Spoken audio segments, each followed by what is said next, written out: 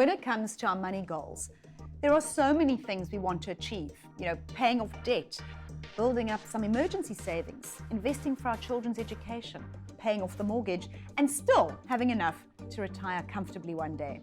With all of these goals and the pressure to achieve them, it can become overwhelming. So I'm knocking on the door of an expert to get some tips on how to prioritize these goals without taking all the fun out of life.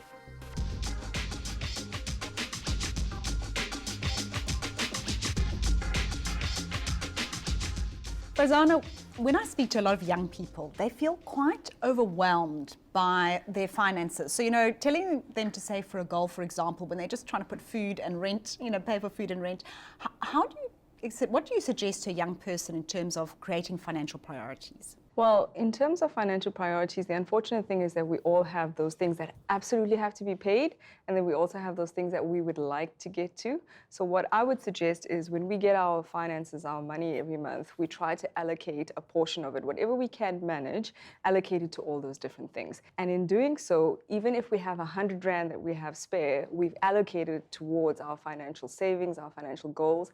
It's putting something away and starting immediately. It was quite interesting because didn't you do a survey recently on COVID and the impact of having those savings on our psyche? Yeah, absolutely. So actually we looked at 1,200 respondents in South Africa last year or the year before. And what we found is that 56% of them had wished that they had saved more, and that would have given them some sort of preparedness for what COVID had brought and the situations it had brought. So if they had a little bit of money put towards savings, that emergency fund would have allowed them to feel prepared for what they were facing.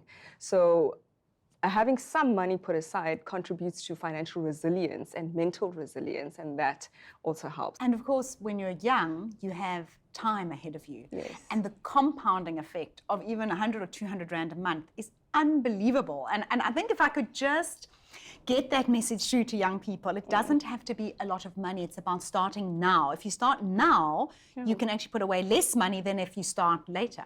Yes, yeah. So I think the important message there is the catch-up game is a losing game, right? We will never be able to catch up the later we start. So the idea is that if you start as early as possible, and that's the benefit of us being young, that we now have the wisdom to do it right now.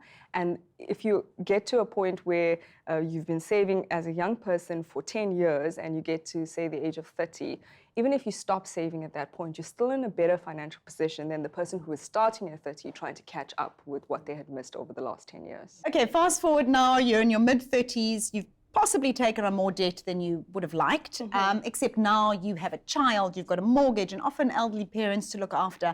How at this point do you start to prioritize your finances? So there are certain priorities that you need to meet in yourself in order to put yourself in a position to be able to care for others.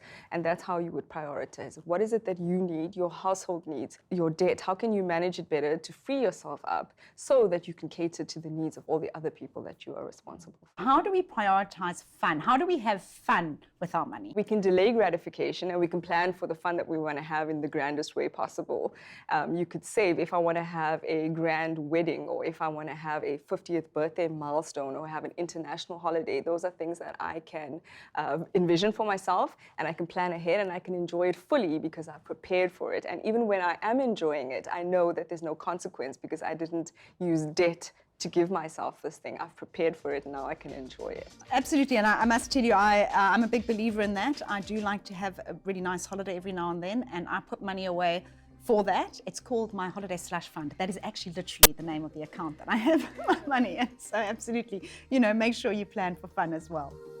If you don't set a goal, you will miss every time.